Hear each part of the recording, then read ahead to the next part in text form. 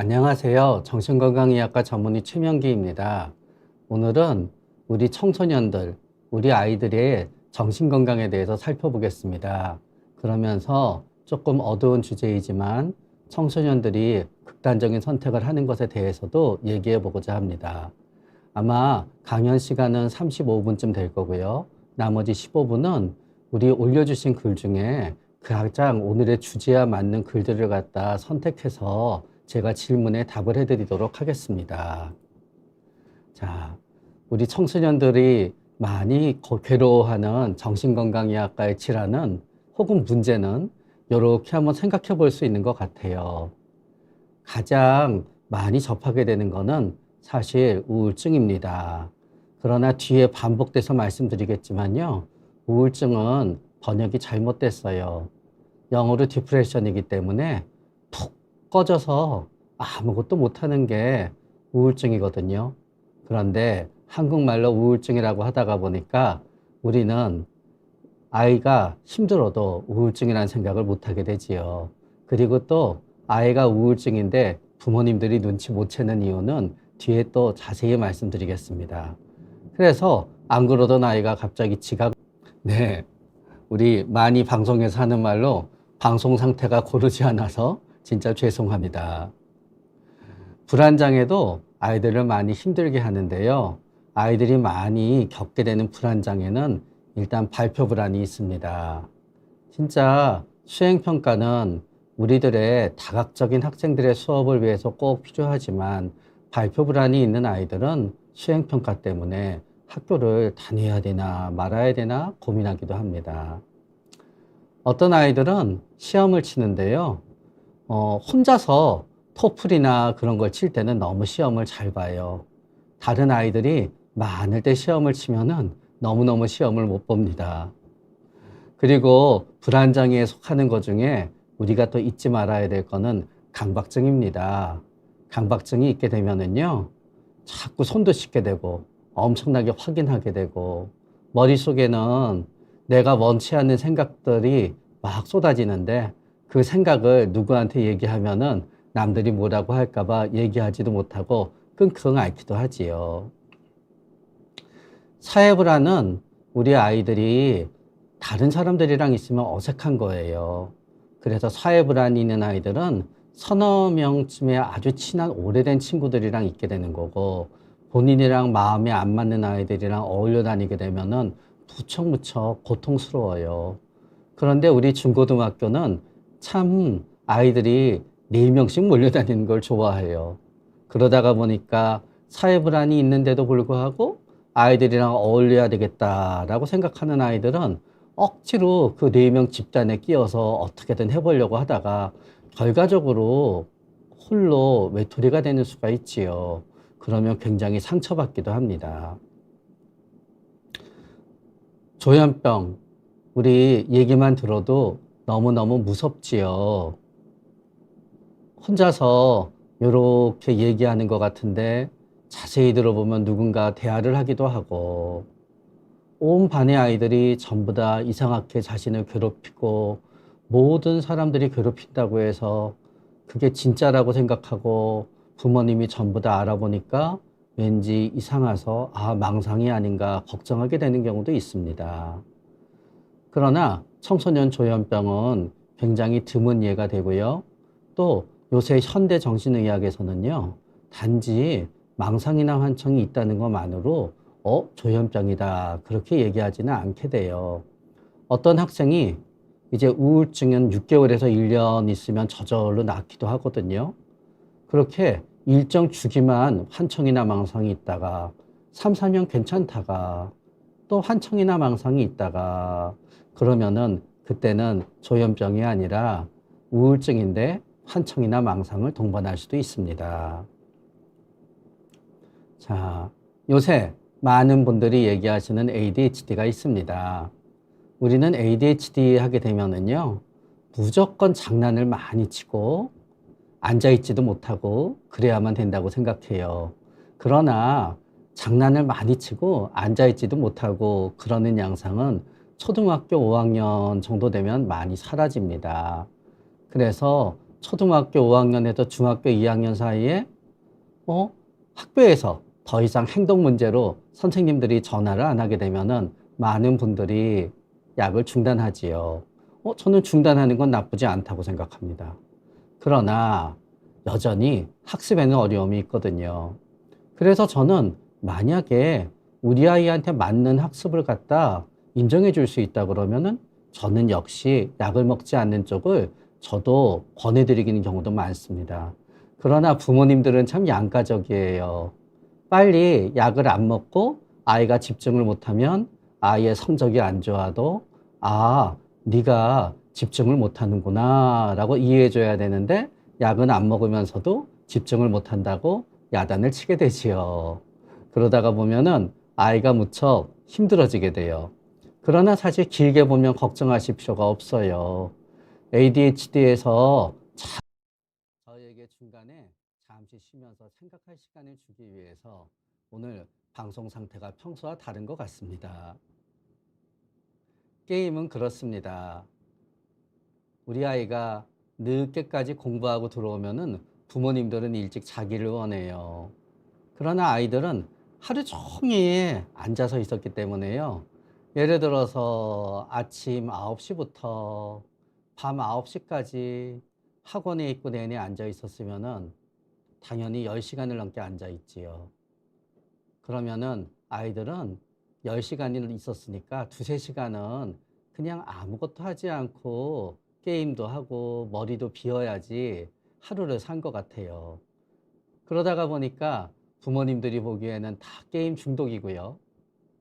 아이들이 생각하기에는 다 게임 휴식입니다. 그런데 사실은 우리나라에서 모든 청소년들을 한 명도 빼지 않고 너는 몇 시간 게임하니라고 나라에서 조사한 통계는 사실 없어요. 그리고 아이들은요, 너 몇 시간 게임하니라고 실제로 조사하잖아요. 본인이 하는 것보다 시간을 정확히 쓰지 않아요. 그런데 참 게임의 중독이냐 휴식이냐를 가르는 건 참 이상한데요. 모든 게 중독이냐 아니냐는 평균 시간을 얼마나 벗어나느냐에 나와요. 만약에 우리나라 아이들이 전부 다 하루에 5시간 정도 스마트폰을 한다 그러면 어떻게 생각하면은요. 5시간보다 적게 하는 아이도 평균에서 벗어나는 거지요. 모든 아이들이 3시간 하는데 어떤 아이는 30분 한다 그러면 훌륭한 게 아니라 평균에서 벗어난 거지요. 그렇기 때문에 저는 또 요거는 다음 기회에 말씀드리겠지만요. 사실은 순수한 게임 중독인 아이들은 그렇게 많지 않아요. 순수한 게임 중독은 뭐냐. 이 세상에서 먹는 거, 친구들이랑 노는 거, 그 어떤 재미있는 것도 게임보다 다 재미가 못해서 나이 들어도 하루 종일 게임만 하는 거지요. 그러느라고 일도 안 하고 먹지도 않고 건강도 엉망이 되는 건데요. 실질적으로 그렇게 되는 경우는 많지 않아요. 여러분의 자녀가 조금 게임을 많이 한다 하더라도요. 게임이 중독이 될 가능성은 높지 않아요. 술, 담배 하게 되면 우리는 탈선을 생각하지요. 그러나 또 술, 담배 때문에 중고등학교 때 많이 부모님이랑 자녀랑 싸우는 부모님들은요. 대학교에 가게 되면은 많은 분들이 또 화해하더라고요. 그래서 저는 일단 청소년 정서질환에 대한 커다란 맥락에서는 조금은 우리가 너무 긴장하지 않고 대부분 우리 아이들은 좋아질 것이다. 그리고 우리가 막 이렇듯이 지금 아이가 힘들어한다 그래서 나중에 나이 들어서 더 힘들어지는 아이들보다는 저절로 괜찮아지는 아이들이 많다라는 희망적인 거로 우리가 한번 요거를 시작했으면 합니다. 그러면 각각을 살펴보겠는데요. 사실은 우울증에 대한 내용이 제일 많아요. 왜냐하면 우리는 극단적인 선택도 생각하는 심각한 걸 생각해야 되는데 가장 많은 이유가 우울증이기 때문이에요. 우울증은 번역이 굉장히 아까 말했듯이 잘못됐어요. 우울증은 대부분에 있어서 아무것도 못하게 돼요. 그렇기 때문에 아이들의 입장에서는 우울증이면 이렇게 되지요. 우리 아이들은 우울증이 되면은 밤에 잠이 안 와요. 많은 아이들이. 왜냐하면 우울증이 되잖아요. 낮밤이 바뀌어요. 미국에 갔다 온 게 아닌데 저절로 시차가 생깁니다. 아이들이 게임을 하다가 새벽 2시에 자면은 게임하느라고 늦게 잔 것 같잖아요. 막상 우울증에 걸린 아이들은요, 게임을 안 해도 2시에 자던 게 1시 50분이나 1시 45분? 그 정도 앞당겨집니다. 그러나 우리 부모님들도 한번 해보세요. 잠이 안 오는데 누워서 아무것도 하지 않고 2시간 누워있기를요. 진짜 괴롭습니다. 얼핏 보면 우울증에 걸린 아이들은 늦게 자니까 늦게 일어나는 것 같아요. 그러나 사실은 아이들이 늦게 일어나는 이유는요, 뇌에서 그 시간이 자야 되는 시간이 되어 있기 때문이에요. 그런데 많은 아이들은요, 사실은 새벽 한 4시쯤 자서 1시에 일어나는 몸의 사이클로 바뀌었는데도 불구하고 어떻게든 학교에 가지요. 그런데 문제는 뭔가 하면은요, 우울증인 기간 동안은 학교에서 멍해요. 어떤 아이들은 1시까지 멍하고요. 어떤 아이들은 수업이 끝날 때쯤 멍해지지요. 그러면 학교에서 전화가 옵니다. 우리 아이가 잠만 잔다고요. 그런데 우리 부모님들은요, 우리 아이가 우울증이라는 생각을 못 해요. 왜냐하면은 6시, 7시 때 아이들을 보잖아요. 그때는 멀쩡해 보이거든요. 그래서 아침에 일어나는 거로는 엄청 싸우고 해서는 안 되지만 아침에는 막 깨운다고 욕도 하던 아이가요. 9시쯤 되면은 또 엄마 아빠한테 미안하다 그렇습니다. 그러고 나서 내일은 일찍 일어날게요 하지만 또 아침에 일어나는 거로 싸움을 벌이는 게 우울증일 때의 패턴입니다. 그리고 성적도 굉장히 떨어져요. 왜냐하면은 실제로 우울증일 때는요, 뇌에서 뇌세포 사이에 생각을 하고 연결하는 속도와 기능이 낮아져요. 그렇기 때문에 멍하니 있게 되고요. 실수도 많이 하고 책 읽는 것도 어렵고 성적도 낮아지지요. 그런데 그때 우리 아이한테 너 언제 정신 차릴 거냐 하면서 야단을 치게 되잖아요. 아이들이 홧김에 극단적인 생각도 조금은 하게 되지요. 그리고 우울증의 가장 커다란 증세 중에 하나는 모든 게 컨트롤이 안 되는 거예요. 그러다가 보니 욕심도 컨트롤이 안 돼서 자꾸 이거 사달라 저거 사달라 때를 쓰는 아이들도 있고요.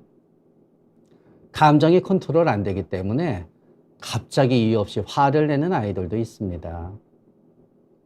불안하게 되면은 담배 태우는 아이들은 2가지 유형이 있거든요.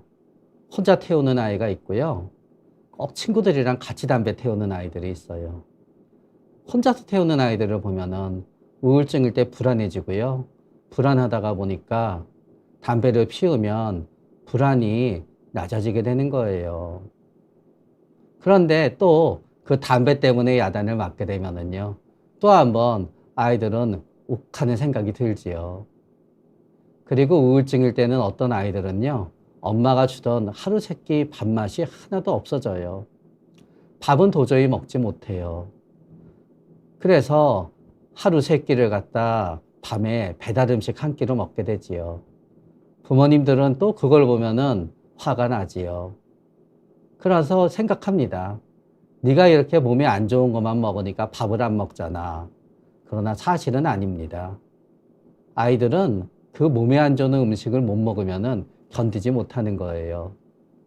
그래서 심각하게 따지면은 어떤 아이들은요, 고체로 되어 있는 음식을 하나도 삼킬 수가 없어서 내내 음료수만 먹고 사는 아이들도 있습니다. 그러면 우리 아이들한테 그때 먹고 싶지 않을 때 먹고 싶지 않은 거를 억지로 먹게 되잖아요. 배가 아파요. 어떤 아이들은 자기도 모르게 토하게 됩니다. 그럼 우울증으로 식욕이 없는 아이인데 억지로 밥을 먹어서 토하는 거를 우리는 섭식장애라고 오해하고 야단치게 되기도 하지요. 또 어떤 아이들은 자기가 먹고 싶은 거를 밤에 한꺼번에 먹다가 보니까 과식을 해서 토하게 되기도 합니다. 그러나 그 역시 섭식장애라고 하기보다는 우울증의 증세의 하나가 되는 거예요. 아이들은 생애 처음 우울증을 겪게 되잖아요. 우리 아이들은요, 그게 뭔지 몰라요. 진짜 이상하거든요. 기분도 이상하고, 감정도 이상하고, 그래서 물어보지요. 너 왜 그러니? 그럼 애들이 대답해요. 모르겠어요. 그럼 부모님들은 세상에 모르겠다는 답이 어딨니? 하고 계속 물어요. 근데 우울증이 되잖아요. 머리가 멍해져요. 부모님이 물어보면 물어볼수록 생각이 안 나지요. 진짜 모르겠거든요. 도대체 내가 왜 이러는지. 그러면 부모님들은 많은 생각을 해요. 우리한테 얘기하지 않는 비밀이 있나? 뭔가. 그러면서 계속 묻지요. 그러면 아이들이 소리 질러요. 그만해! 하고 소리 지르게 되지요. 부모님들은 아니, 너 부모님한테 무슨 짓 하는 거야? 하면서 또 야단치지요. 그러다가 보면은 어떤 아이들은 욱 하고 밖으로 나가요. 그러면 부모님들은 혹시 나쁜 일이 벌어지면 어떡하나 생각하게 되지요. 아이들이 모르겠다라고 대답하잖아요. 혹은 대답을 안 하고 하고 있잖아요. 그게 정답인 거예요. 어떤 아이들은 우울증에 걸리면요, 온몸이 여기저기 아파요. 그런데 진단이 나오지가 않지요. 그런데 인간은 그게 진단이 나오건 진단이 나오지 않든지 간에요, 우리는 아플 권리가 있어요. 그런데 내가 등이 아픈데 엑스레이에서도 이상이 없고 MRI에서도 이상이 없잖아요. 마치 우리는 검사에서 이상이 나오면요, 아플 권리가 없다고 생각해요, 상대방한테. 야, 아무 데도 이상이 없는데 왜 자꾸 몸이 아픈 거야? 하게 되지요. 그러면 아이들은요, 아무도 나를 이해 못 해줘. 생각하지요. 그래서 애들이 몸이 아프다 그래서 전화해서 엄마 아파서 조퇴하려고 그래요. 그러면 엄마들은요, 아빠들은요, 조퇴를 못하게 해요. 그럼 아이들이, 어떤 아이들은 갑자기 교실의 문을 열고 집으로 오지요. 우린 이렇게 생각할 수 있어요. 아무리 아프더라도 조퇴를 하고 학교에서 네 마음대로 나오는 게 말이 돼? 그러나 허리가 아프고 등이 찢어지듯이 아파서 있을 수가 없는데 어떡합니까? 제가 학교 안 가는 아이들한테는 물어봐요, 보통. 학교에 안 가는 아이들은 세 가지 이유 중에 한 가지를 같이 있는데 대부분 세 가지를 같이 갖고 있는 아이들이 있거든요. 하나는 아까 말씀드렸어요. 아침에 못 일어나요. 그래서 아침에 못 일어나는 아이들은요, 아침에 일어나는 거로 서로 싸우잖아요. 아이들이 기분이 나쁘니까 화가 나고 학교에 못 가게 돼요. 차라리 어떤 경우에는 9시나 10시나 일어나더라도 잘만큼 자고 잘 달래서 학교에 조금은 긴 지각을 하는 게 차라리 지혜로울 수도 있어요. 왜냐하면 출석일수도요, 출석일수. 이 방송을 보는 부모님 중에 진짜 우리 아이가 학교에 쭉 안 가고 있잖아요. 제가 출석일수 얘기하는 순간 가슴이 덜컹대요. 아이들이 학교에 계속 안 가잖아요. 많은 부모님들은 병이 걸려서 안 갔다 그러면 출석일수를 쳐주는 줄 착각하는 부모님도 때때로 있어요. 우리 아이들이요, 병에 걸려서 학교에 갔건 안 갔든지 간에 출석을 안 하면은 하루를 출석 안 한 게 돼요. 그게 기간이 길어지게 되잖아요. 그 학년을 다시 다녀야 돼요. 그런데 지각을 하거나 학교에 뭐 두세 시간 늦게 가더라도요, 사실은 출석으로 쳐줘요. 조퇴하더라도 출석으로 쳐줘요. 그래서 아침부터 학교를 가네 안 가네 하고 싸우다가 출석을 하루 제끼는 것보다는요, 그래도 잘 달래서 학교에 가든 힘들다 그러면 조퇴를 해주는 쪽이 조금은 나을 수도 있어요. 조퇴를 못하게 하잖아요. 많은 아이들은 결국 학교에 있는 게 겁이 나서 못 있어요. 그래서 어떤 아이들은 아침에 일어나는 게 힘들고요. 두 번째, 어떤 아이들은요, 학교에 있으면 멍해서 잠만 자다가 오니까 학교에 갈 이유가 없어지지요. 그러나 많은 아이들이 학교에 가요. 그 이유는 걔네들은 친구들이랑 어울리는 게 좋아서 가지요. 그런데 이런 학생들이 있어요. 애초에 별로 친구들하고 노는 걸 좋아하지 않아요. 우리는 중고등학생 하면은 하하호호 낄낄대면서 친구들이랑 전부 떠들면서 놀아야만 된다고 생각하잖아요. 아니에요. 내성적인 부모님들이 진짜 돈 벌려고 회사에서 다른 사람들이랑 섞여 있는 거 싫은데 억지로 회사 가듯이요. 억지로 학교 가는 아이들이 있지요. 그 아이들이 학교 가는 이유는 딱 하나밖에 없어요. 수시 지원하려고요. 그런데 내가 너무너무 피곤해서 학교에서도 하루 종일 공부를 못하게 되잖아요. 어차피 내가 원하는 학교에 수시를 지원할 수 없게 된다. 그러면 얘네들은 학교에 갈 이유가 없고요. 세상에서 제일 괴로운 게 학교에서 시끄러운 아이들이랑 같이 있는 거예요. 그럼 마지막으로 학교에 있을 수 없는 이유가 뭐냐? 청소년 우울증에서. 공황 발작이 발생하는 거예요. 뒤에도 한 슬라이드가 있지만 미리 말씀드리면요. 공황 발작은 번역이 잘못됐어요. 공황이 있다 그래서 발작을 하는 사람은 거의 없어요. 영어로 공황 발작은 패닉 어택이에요. 원래는 공황 공격, 공황 엄습 번역해야 되지요. 그런데 몇십 년 전에 발작을 했고 온몸을 떨면서 발작을 하는데 검사에서 이상이 없으면 공황이 때문에 발작을 했다 그래서 공황 발작이라 그랬어요. 그래서 패닉 어택을 공황 발작이라고 번역하게 됐지요. 그럼 공황이 일어나게 되면 어떤 일이 있느냐. 한 짧게는 10분, 길게는 한두 시간 동안요. 가슴이 두근거리고 숨이 차고 질식할 것 같고 손발이 저리고 온몸이 떨리고 쓰러질 것 같고 오싹하고 화끈거리고 감각도 이상해지고 도저히 멈춰지지 않고 이러다 미칠 것 같고 그게 공황 발작이에요. 공황이 한번 오면은요, 무지무지 무서워요. 어떤 아이들은 우울증에 걸리면요, 선생님이 나와서 수학 문제 풀라 그럴 것 같으면 공황 발작이 일어나요. 어떤 아이들은 수업 시간에 공황 발작이 일어나요. 어떤 아이들은 반대로요, 수업 시간은 차라리 자느라고 공황 발작이 없는데요, 쉬는 시간에 애들이 떠들면 공황 발작이 일어나요. 그러면은 학교에 있을 수가 없지요. 우리 아이들은요, 대부분 착해요. 다들 학교에 가고 싶어요. 그래서요, 이 나라에서 가장 잘못 쓰이는 말이 등교 거부라는 말이에요. 아이들은 등교를 거부하는 게 아니에요. 아침에 일어날 수가 없어서 학교에 못 가는 거예요.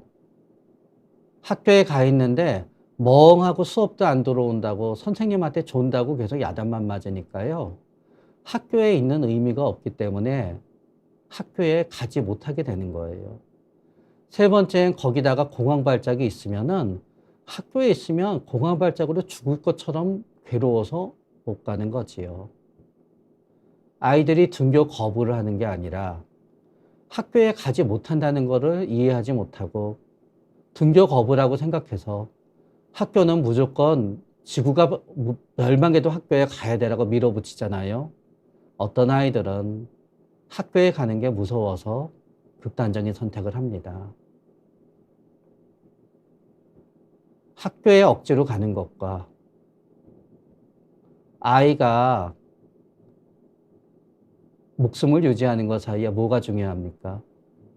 그거는 각자의 가치에 있겠지만 이 방송을 보는 부모님들은 한번 잘 생각해 봐 주세요. 그런데 우울증은요, 다 낫습니다. 치료를 받는 목적은 한 달 안에 70%의 확률로 예전처럼 모든 거를 잘하는 아이가 되는 거예요. 믿어지지 않으시겠지만요, 잘 나아요. 그리고 치료를 받지 않더라도요, 6개월에서 1년 있으면 나아요. 어떤 아이가 1월 달부터 컨디션이 안 좋았어요. 3월 억지로 다녀요. 애들이 제일 학교도 못 가고 학교에 가더라도 엉망이 될 때는 중간고사 이후에서 기말고사로 돌아갈 때예요. 중간고사 때쯤이 최악이 된 다음에 기말고사를 보고 나서 방학 때 원기를 회복하잖아요. 2학기 때는 좀 괜찮아요. 그러나 2, 3년, 내년이 될 수도 있고 2, 3년 후가 될 수도 있잖아요. 봄이 오면 다시 똑같아져요, 어떤 아이들은. 반대로 어떤 아이들의 우울증은 가을에 시작해요. 10월, 11월 심해지게 되지요. 겨울방학을 앞두고부터는 수업을 못 듣고 학교에 못 가는 아이들도 있어요. 겨울방학 내내 집에서만 지내고 게임만 하니까 부모님들은 게임 중독이라고 생각해요. 방에서 나오지도 않고 자기 방에 들어가지도 못하게 해요. 그런 다음에 3월 달에는 힘들어 하다가 5월 달, 6월 달 학교에 가지요. 그런데 그 해가 됐건 그 다음 해가 됐건 3, 4년 뒤가 되었건 또 가을에 우울증으로 힘들게 돼요. 그런데 지금이 좀 있으면 수능이지요. 저는 이런 생각해요. 왜 수능이 11월 달에 있는지 모르겠어요. 어떤 학생들은요, 여름 모의고사 성적이 거의 서울대나 의대 갈 정도로 잘 나와요. 그리고 수능을 보게 되면 가을에는 성적이 뚝 떨어지지요. 본인을 굉장히 심한 시험에 약한, 수능을 앞두고 불안해하는 학생으로 오해해요. 아닙니다. 가을이 되면 우울증이 생기면서요, 공황발작도 생겨서 공부를 할 수가 없는 거예요. 그러다가 보면은 그런 학생들이 수능 점수를 망치고 나서 극단적인 선택을 할 생각을 하지요. 나는 평생 수능을 보면 이 점수가 될 거야. 아닙니다. 자해를 하게 되면은 우리 부모님들은 여러 가지 반응을 보이세요. 어떤 부모님들은 너무 놀라서 정신과에 오기도 하지요. 근데 많은 부모님들은요, 야단을 쳐요. 그런데 아이들이 자해를 하는 이유는요, 괴로워서 하게 돼요. 그래서 저는 자해에 대해서 아이들한테 물어볼 때요, 너 요번에 자해를 했니 안 했니라고 물어보지 않아요. 너 요번에 자해를 할 정도로 괴로운 순간이 있었니라고 물어봐요. 자해를 할 정도로 괴로운 순간이 있었어요 라고 물어보면은, 그래서 자해를 하니까 멈춰지던 물어봐요. 아이가 자해를 하니까 멈춰졌어요 그러면은, 그래 멈춰져서 다행이구나 얘기합니다. 자해를 안 했다고 하거든요. 괴로웠는데. 그럼 전 칭찬해줘요. 야, 넌 진짜 훌륭한 아이구나. 자해를 했는데 멈춰지지 않을 때가 있어요. 특히 공황발작이 있게 되면 많은 아이들은 자해를 해요. 자해를 해서 갑자기 커다란 고통이 오잖아요. 그러면 공황발작이 멈추거든요. 그러나 나중에는 자해를 해도 공황발작이 멈춰지지 않으면 아이들은 절망해요. 또 죽고 싶은 순간이 찾아올 텐데 자해로도 멈춰지지 않아. 그 절망하는 아이한테 자해를 한다고 야단치잖아요. 그럼 그 아이는 세상에 나를 이해해주는 사람이 아무도 없구나 생각하면서 더 극단적인 생각을 하기도 하지요. 우리는 우울증일 때의 생활에 대해서 많은 편견이 있어요. 햇빛을 받아야 낫는다. 운동을 잘해야 낫는다. 건강한 음식을 먹어야 낫는다. 정신으로 극복해야 된다. 그런데요, 그게 안 되니까 우울증이에요. 그렇기 때문에 우울증일 때 계속 이렇게 해야지 너는 건강해, 이렇게 해야지 건강해 라고 하는 이유는요, 아이의 마음속은 아무리 죽고 싶을 정도로 괴롭더라도요, 아이가 아침에 일찍 일어나면 부모님은 괜찮아졌나 보다 생각하고 마음이 편해져요. 아이가 밥을 먹고 화장실에 가서 토할지언정 부모님 앞에서 밥 먹는 모습을 보면은 편해져요, 부모님은 마음이. 그러니까 부모님은 아이한테 자꾸 네가 정상적인 생활을 안 해서 더 엉망이 되는 거야 라는 메시지를 주고 싶어 하게 돼요. 그러나 그 메시지를 받게 되잖아요. 아이들은 점점 더 괴로워지지요. 우울증일 때는 죽고 싶을 정도로 괴로운 우울증일 때는요. 그냥 살아남는 게 최선이 돼요. 살아남고 자살하지 않는다면은 뭐를 해도 자살하는 것보단 나은 거라고 저는 생각해요. 자, 치료 효과 있습니다. 많은 분들이 얘기합니다. 약은 근본적인 치료가 아니잖아요. 아니에요. 우울증은 주기를 갖고 움직이기 때문에요. 약을 먹고 나오면은 그 다음 우울증이 날 때까지 약을 안 먹어도 괜찮아요. 그리고 청소년 우울증의 처음이나 두 번째 생긴 우울증은요. 이번에 약을 먹고 낳잖아요. 평생 우울증을 안 겪을 확률도 있어요. 흔히 우울증 약을 먹으면 습관성이 되어 너무 졸려야 하잖아요. 그거는 항우울제랑 너무 못 자는 아이들을 잠을 자게 하는 약이랑 너무 불안한 아이들을 불안하지 않게 하는 항불안제가 섞여져 있기 때문에 그래요. 순수한 항우울제는 절대로 중독이 되거나 습관성이 되지 않아요. 청소년한테 쓸 수 있는 항우울제는 10가지 정도 돼요. 우리 학생들이 먹고 조금이라도 이상하면 안 먹으면 돼요. 약을 먹고 그게 부작용인지 아닌지 아는 거는 당사자예요. 약을 먹었는데 뭐든지 약 먹었더니 더 힘들어. 그런데 안 먹으니까 없어져. 또 먹으니까 생겨. 그건 무조건 부작용이에요. 그럼 안 먹고 다음 약으로 가면 돼요. 약이 효과가 있냐 없냐 따지는 거는 3주나 한 달 안에 우리 아이들을 틀림없이 좋아지게 해야지 약이 효과가 있는 거예요. 그런데 10명 중에 3명한테는 특정한 약이 안 들어요. 그럼 우리는 또 약을 바꿔요. 또 약을 바꿔요. 이거는 확률이에요. 틀림없이 맞는 약을 찾게 돼요. 그리고 저는 학생들과 우리 부모님한테 꼭 해드리는 말씀이 있어요. 의사인 제가 못 고쳐도 틀림없이 저절로 낫습니다. 절대로 죽으면 안 됩니다. 라고 얘기합니다. 어떤 학생이 5개월, 6개월 우울증을 앓고 이제 안 낫나 봐요. 그러면 전 얘기합니다. 얘야, 이번 우울증은 절대로 죽으면 안 돼. 왜요? 그러면 얘기하지요. 너 고생 다 하고 나서 지금 죽으면 얼마나 아깝니? 이번에만은 절대로 죽지 말자. 너 내일 나을지도 몰라. 이랬다 그래서 그 어느 하나도 저한테 선생님, 내일 낫는다고 했는데 일주일 지났는데 안 나았어요. 선생님 책임지세요. 하는 아이들은 본 적이 없어요. 그 어찌되었든 낫는단 말이 참 아이들도 듣고 싶은 말이거든요. 자, 어느 정도 얘기가 다 되어 갑니다. 자살은요, 순간이에요. 막상 자살을 하는 분들도요, 내가 자살을 딱 하고 있을 때까지 본인이 실제로 자살을 할지 안 할지 모르고요. 엄청나게 망설여요.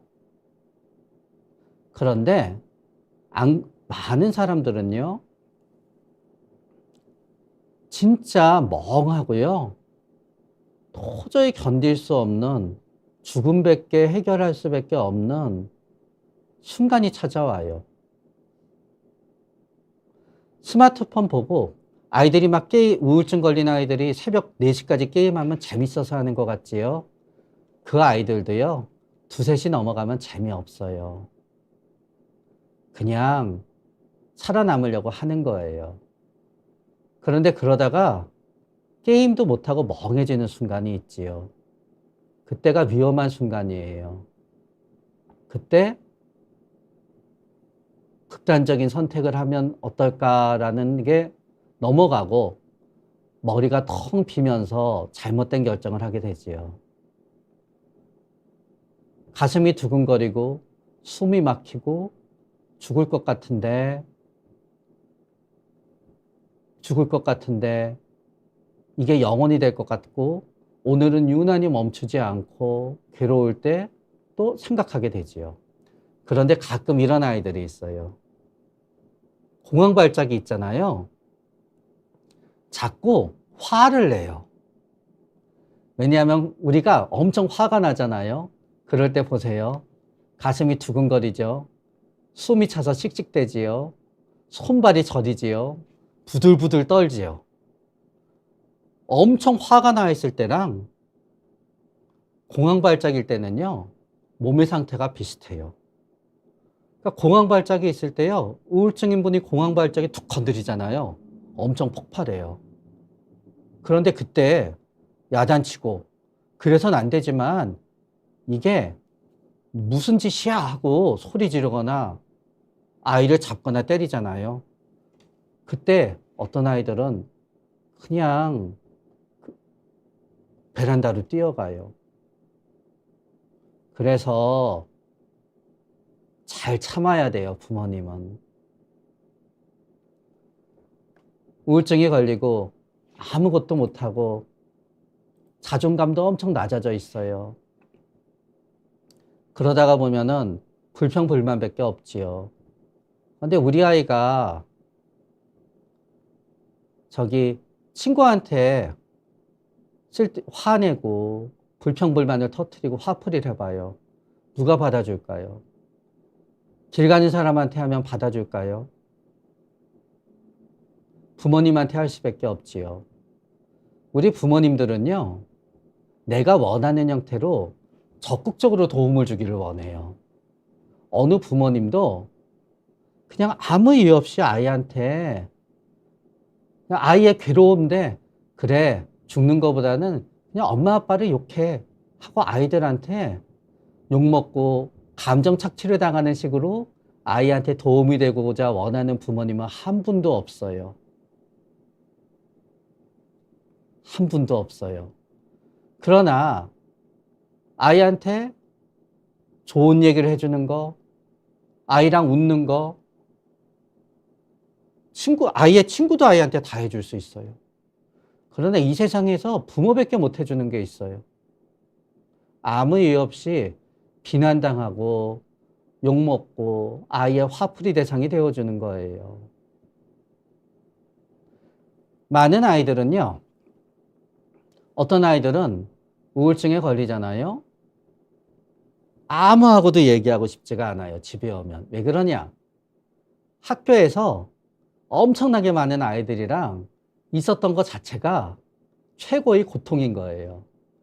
부모님들은 생각해요. 학교에서 이런저런 힘든 거를 나한테 얘기해 줬으면 하는데요. 그게 싫어요, 아이들은. 아이들이 원하는 건 힘들게 억지로 일어나서 학교에 갔으니까 집에 와서는 잠잘 때까지 6시간 동안 아무도 나를 건드리지 않고 꼼짝도 안 하게 나를 내버려 두는 거지요. 그러면은 그때는 사실 아이한테 제일 도움이 되어주는 건요, 아이가 원하는 대로 해주는 거예요. 도움은 내가 원할 때 내가 원하는 형태로 내가 원하는 거를 내가 원하는 만큼 주면서 우리는 도와주고 싶어 하지요.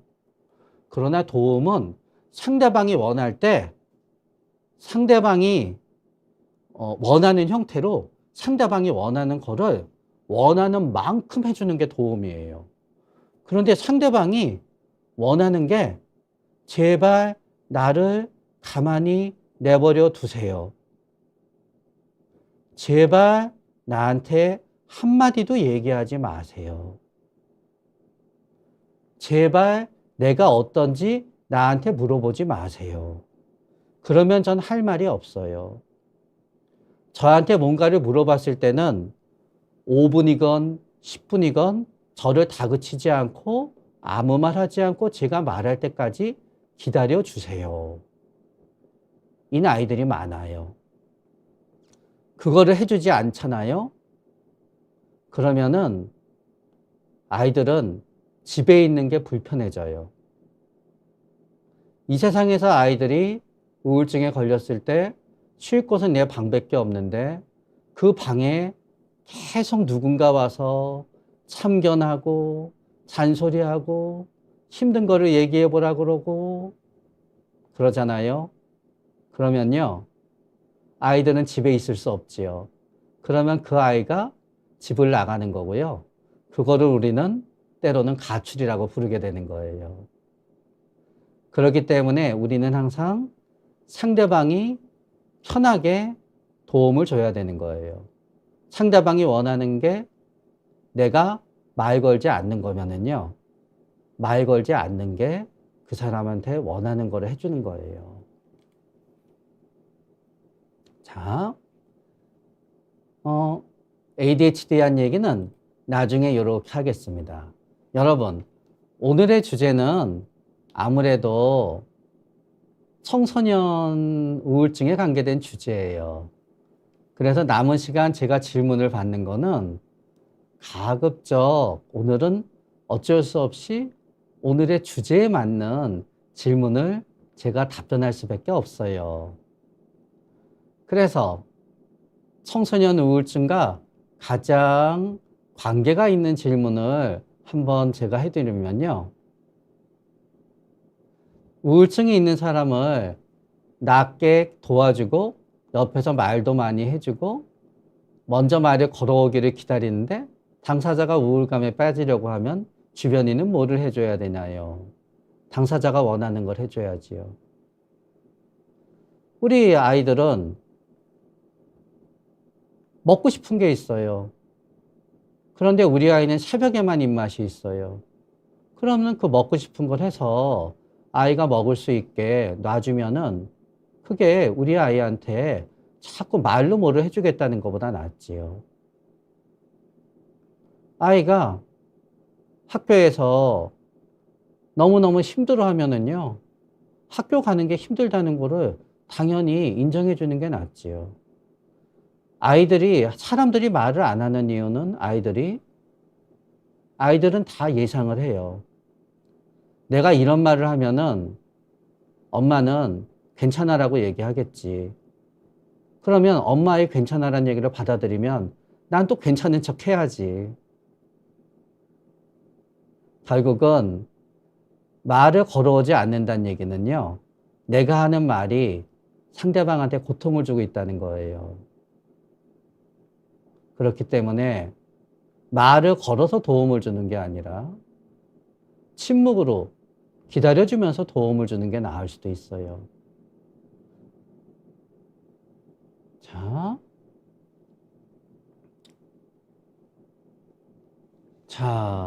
의외로 청소년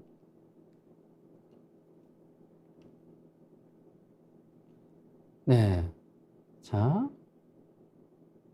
주변에서 조언하는 게 아무 도움도 안 돼요. 말씀드려 볼게요.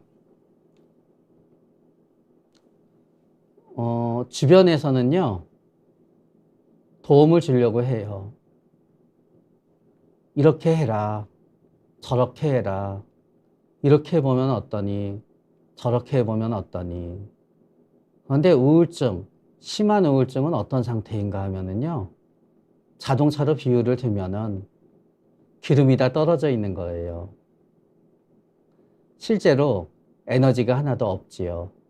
그러면 이렇게 해라, 저렇게 해라, 이렇게 해라, 저렇게 해라 얘기하는 건요, 자꾸 내비게이션을 찍어갖고 자, 이렇게 운전해, 저렇게 운전해, 이렇게 운전해, 저렇게 운전해 라고 얘기하는 거지요. 그런데 기름이 없어서 차가 안 가는데요, 아무리 핸들을 이리 꺾어라 저리 꺾어라 하더라도 갈 수가 있을까요? 못 가지요. 자, 기름이 없어서 차가 못 가요. 그런데 자꾸 이거를 해봐라고 져요.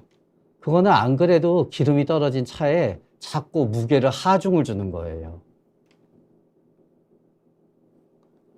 그렇기 때문에 조언이 커다라는 의미가 없어요. 조언보다 중요한 건 이거인 것 같아요. 일단은 우울증 환자분한테 뭔가 얘기를 듣고 싶으시잖아요. 그 얘기를 들었을 때 그 사람이 원하는 반응이 나올 거라는 기대감을 줘야 돼요. 전 이렇게 상담하다가 처음에 우리 아이가 말이 없잖아요. 그럼 전 얘기해요. 말을 안 해도 돼. 그게 정상이야. 그리고 나서 어떤 아이가 얘기하려고 그러다가 머뭇머뭇하잖아요. 그럼 전 얘기해요. 야, 우리 환자분이랑 우리 누구누구님과 아이들한테도 누구누구님이라고 해주거든요. 누구누구님이랑 저랑 3번밖에 안 봤는데 당연히 머리에 떠오르는데 얘기를 안 해도 되지요 라고 얘기를 해줘요. 우리 어머님들은 자꾸 상담 오면 그래요. 아이들한테. 얘야, 마음속에 있는 거를 다 하나도 빠짐없이 선생님한테 얘기해도 돼. 그러면 전 어머님한테 있는데 아이들한테 얘기해요. 아이야, 그게 아니야. 네가 얘기하기 싫은 거는 얘기 안 해도 돼.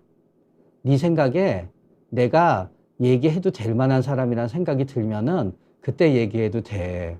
네가 현재 마음속에 있는 거 중에 날 봤을 때 얘기할 만한 것 같은 것만 얘기해.